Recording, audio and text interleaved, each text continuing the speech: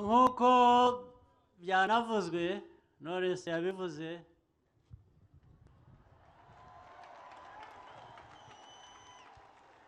turi abaturanyi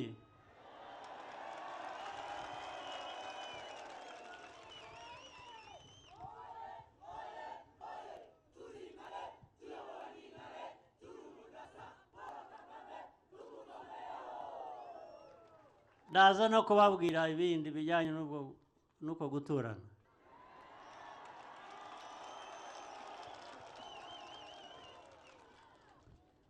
ariko reka banze nsubize ibyasabwe na Knowless.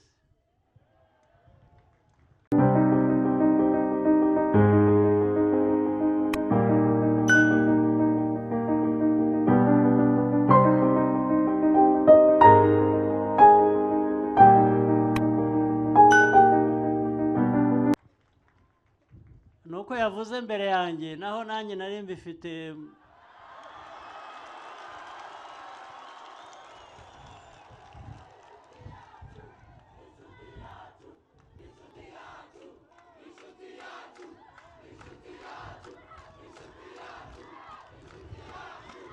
bakoze cyane ko nzashaka umwanya nkabatumira tugatarama ndetse twebwe kubera imyaka yacu naho tugeze n'ibyo twagiye buri gihe kigira ibyacyo akantu twatangiye kukabona kera mbere y'abo bana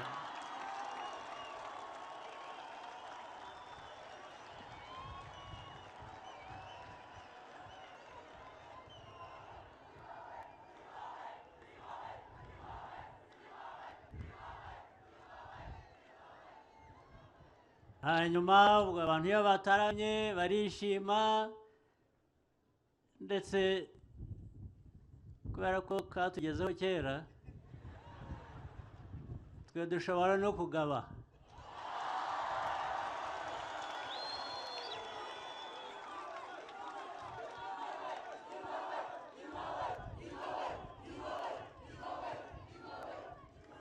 ubwo tuzabagabira rero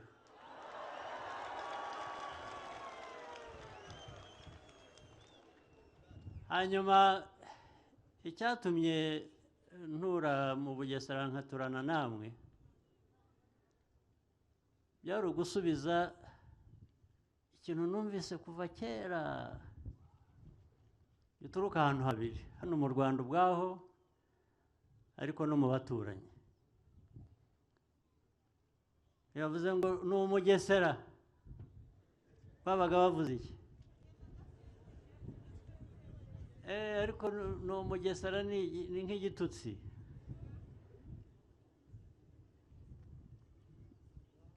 ariko igitutsi kijyanye n'uko natwe twitukaga kuko aha mu Bugesera mu mateka yavuzwe uko hari hateye bahaciraga abantu ngo bajye kugwayo ntabwo hari ahantu ho kuba banza ngo aha harabaye na za tsetse zikarya abantu bakarwara bagapfa hari abantu rero mu Rwanda bari bagenewe kuba mu Bugesera ngo bicwe n'indwara ya tsetse icyatumye mpatura ni iki rero cyangwa icyatumye hubakwa ibi mwahoze muvuga mwumva byubakwa n'ibindi biracyaza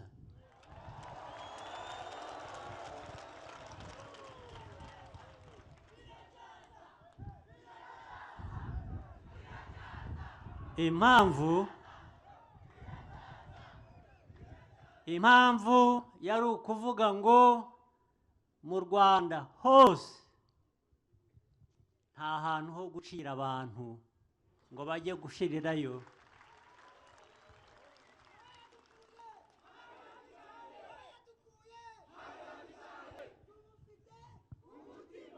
nta n'abantu abo ari bo bose mu Rwanda, uwo ari we wese,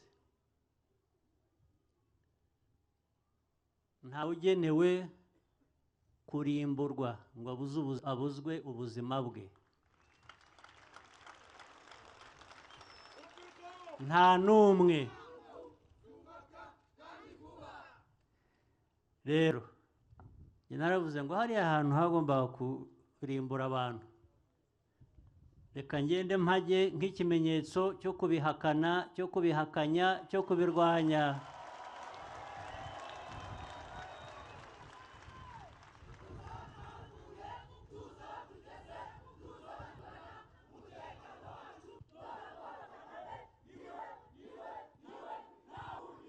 Ari hagati yacu tubane neza, ari hagati yacu n'abaturanyi tubane neza,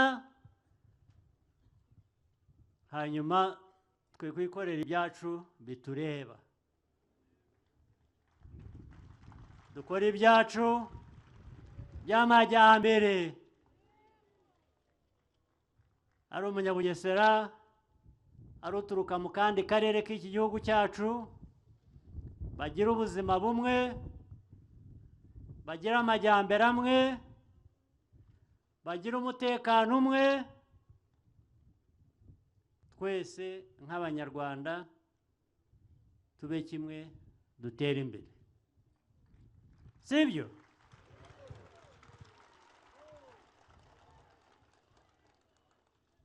Hanyuma rero twebwe, yewe n'urungano rwanjye, abo tungana bo myaka nk'iyanjye, hari abonduta banyegereye, hari abanduta nanjye ngenda negera. Twagize amahirwe, hari igihe twagize amahirwe, igihe twagize amahirwe yo kuba FPR.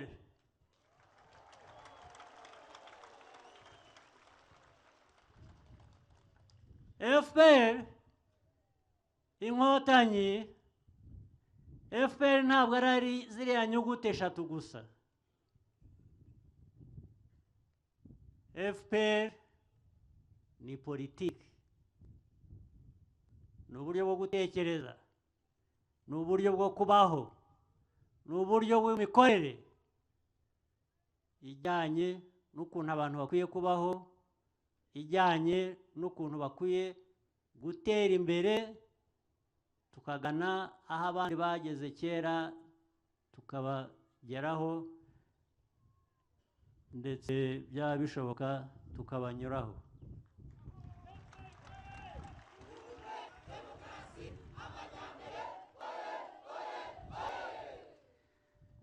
Ibyo rero ntabwo twabipfusha ubusa, cyane ndabibwira mwebwe urubyiruko, mwe mukibyiruka bato, twifuza kubarera muri iyo politiki ya FPR yo gukotanira umutekano n'amajyambere y'igihugu cyacu.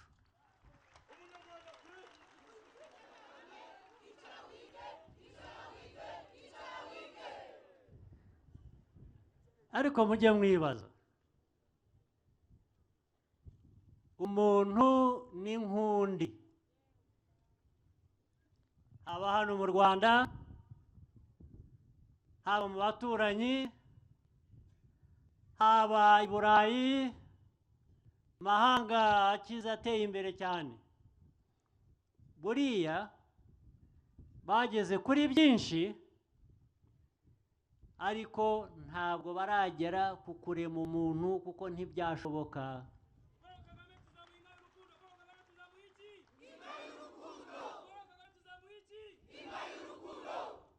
Niyo mpamvu rero twebwe tunababwira, kandi niko mukwiriye kumera mwebwe urubyiruko rwa FPR rw'Abanyarwanda b'ubu, mukwiye gutinyuka mwebwe mukareba umuntu mu maso mukamubwira ko atari Imana yanyu.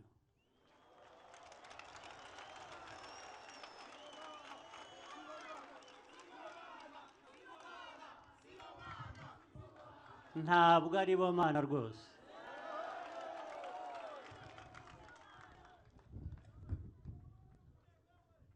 Iyo niyo ngiro, niyo ntego, niyo politiki ya FPR, niyo politiki y'inkotanyi. Gukotana, murabizi, mugomba gukotana, nibwo mugera ku buzima mwifuza kugeraho.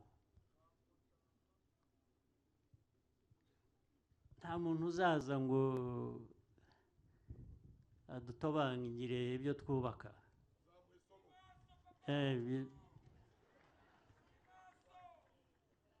Ntabwo azabyishimira icyo azamubaho.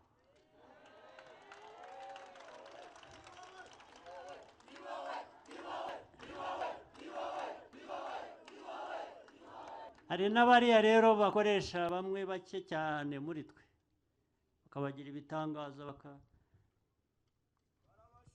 barabashuka. Buriya bazarinda basaza, bashiremo umwuka, ntacyo bagezeho, ari igikoresho gusa.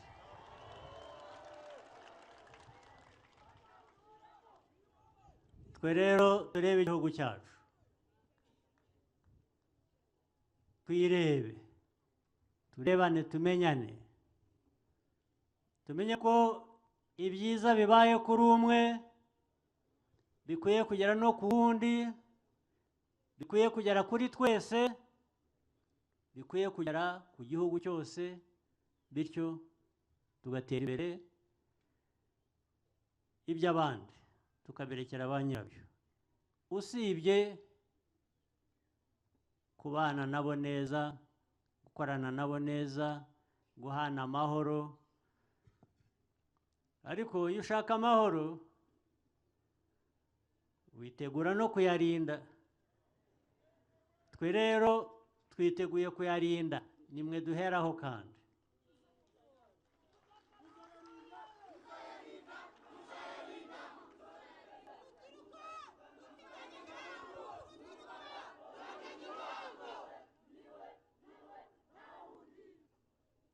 Turangije iby'umutekano,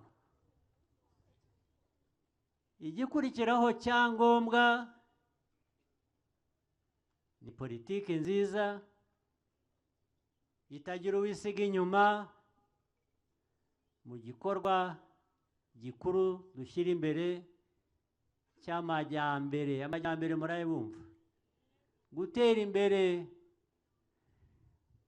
Abantu ntibahore baganya umuhanda, baganya amashuri, baganya ubuzima, ibintu bitanga ubuzima, baganya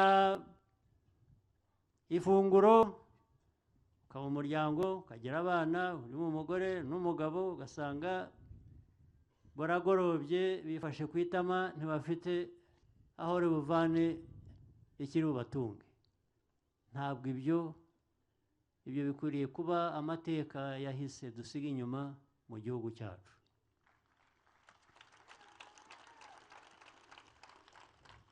Sibyo? Iyo rero niyo nzira turimo.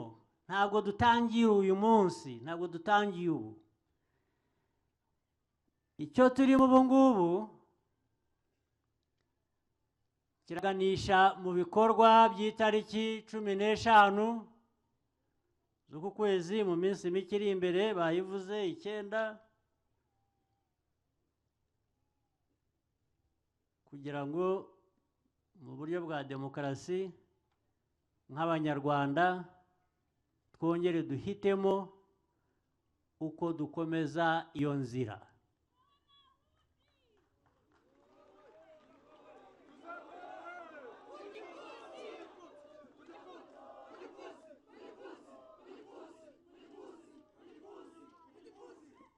Iyo nimuzatorage muzamutoye FPR, ubwo nyine nanjye nzaba ndimo, kuko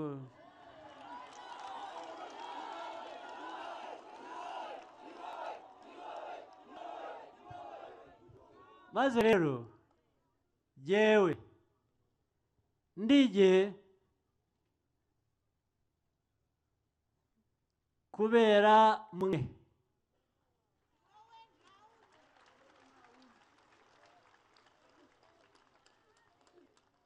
Namwe muzabe mwe kubera jye. Hanyuma rero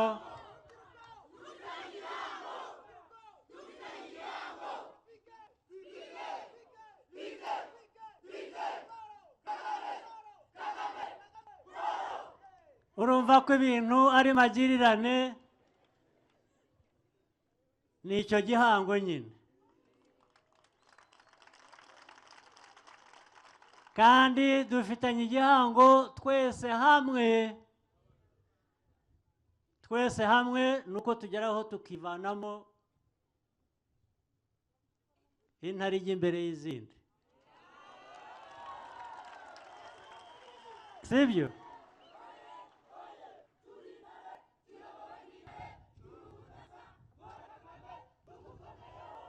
Nibyo cyane.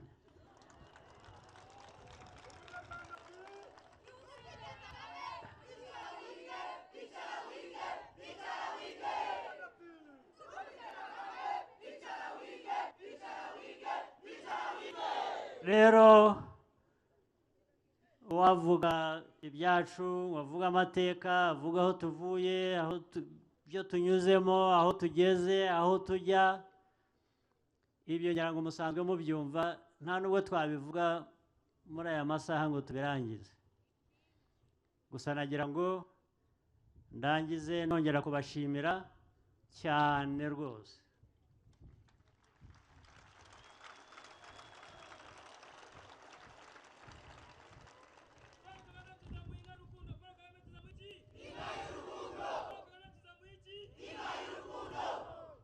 Ndayakiriye.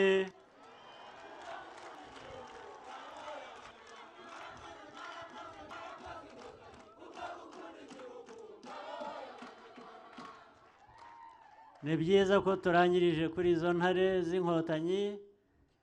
Ndagira ngo mbashimire ko mwaje, ko twahuye, mbabwire ko nishimye, hanyuma bizahora bityo kandi igihe kirekire. Mwakoze cyane.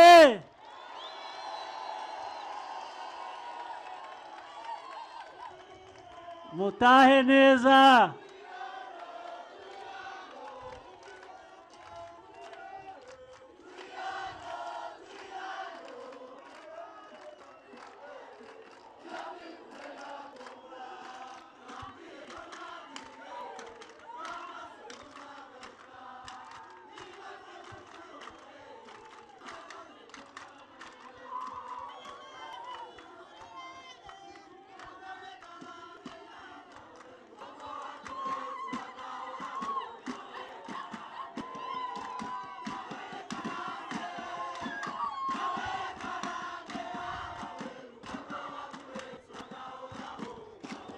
Mwakoze cyane, mwakoze cyane, mugira amahoro y'Imana.